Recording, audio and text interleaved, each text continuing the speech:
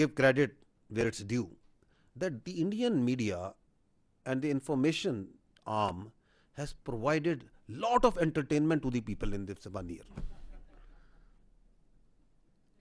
लेकिन पाकिस्तान के अंदर जो सा है अच्छी खासी एक एंटरटेनमेंट डेली जो सा उनका मीडिया प्रोवाइड कर देता है. और it started from the capture of the port of वो लाहौर. वो हमारे नेवी वाले जो से हैं, they are still trying to figure out कि वो कैसे हुई थी, कब हुई थी. And it keeps on going. तो और उनकी परेशानी आप देखें कि मार्का हक के अंदर they started shutting down Pakistani media, Pakistani social media and so many things. और वो मसलसल वो जारी है अमर. इन्फ्लुएंसर्स हैं, आपकी जो मीडिया साइट्स हैं, उनको शट डाउन किए जा रहे हैं, बंद किए जा रहे हैं, करते हैं, हर रोज़ करते हैं. क्या ऐसे मसला हल हो गया? नहीं हो सकता. इनको एक ही नसीहत देंगे हम, ये जो स्ट्रेटजिक कॉन्सिक्वेंस समझें कि सच बोलना सीखें, मेहरबानी फरमाएं सच बोलना सीखें. But that's what we the Pakistan did. We from this table, this forum, you from there, from wherever you are holding your mics and your video cameras and whatever, the one thing that Pakistan did, and we tell everyone, is that the only thing that can survive in today's information domain is truth. जो सच है वो लोगों को बताएं. But somehow the Indians think that the lies can make they can work with around with lies. It doesn't work anymore. The next strat consequence of the Marka Haq is the transformed character of warfare. It is the multi-domain operations, it is the non-contact warfare, synergy, proxies and information. Because आपने मार्का हक में देखा, आपने बनियानो मरसूस में इसको experience किया कि ये जो जंग है जिसको हम कसीरुल जहती जंग कहते हैं, इसको मल्टी डोमेन ऑपरेशंस कहते हैं, this has moved, this is no more on the line of control and on the borders. ये आपकी गलियों में, आपके शहरों में, आपके कूचों में, आपके देहातों में, हर जगह पहुंच चुकी. ये जंग हवा में भी है, जमीन में भी है, समुद्र में भी है, साइबर में भी है, इंफॉर्मेशन में भी है, जहनों में भी है, cognitive भी है. And you saw that how the Pakistan armed forces, alhamdulillah, with the blessing of Allah, with the support of the people of Pakistan, were prepared for that war in all these domains, whether it was in the air, whether it was in the sea, whether it was on the line of control, whether it was on the working boundary, whether it was in the informational domain, it was in the cyber domain, it was in the resolve of the people, it was on the resolve and the decisiveness of the leadership. It was everywhere. And it was also in the proxies, because the Indians didn't let go of these proxies even during the war. उस समय भी proxies launch कर रहे थे, उसके बाद भी कर रहे थे, अब भी कर रहे हैं, ये उधर भी जंग लड़ी जा रही है. So this transformed character of war we experienced and its consequences we are still. हम उस वक्त भी तैयार थे, we are prepared today also.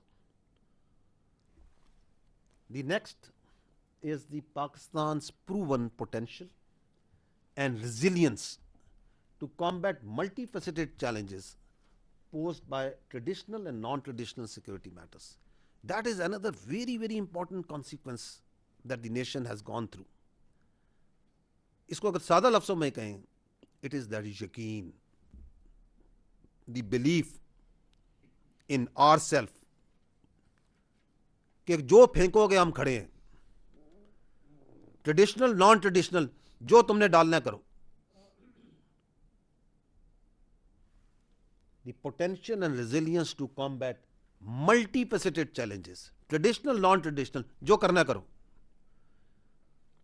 वो जो हम आपको हमेशा से कहते थे, किसी का बाप भी पाकिस्तान पे आंच नहीं ला सकता, जो कायदे आज़म ने फरमाया था, नथिंग कैन अनडू पाकिस्तान.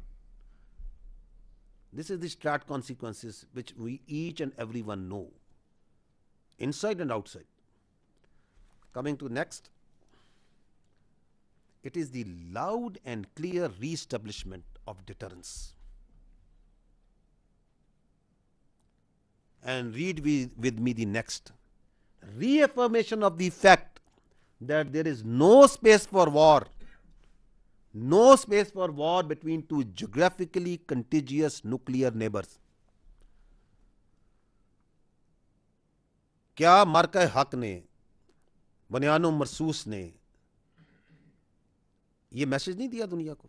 आज भी ये रेवरबेट कर रहा है इस पूरे खित्ते में और दुनिया में, that how we reestablished quickly, firmly, loudly, clearly the deterrence with an ours.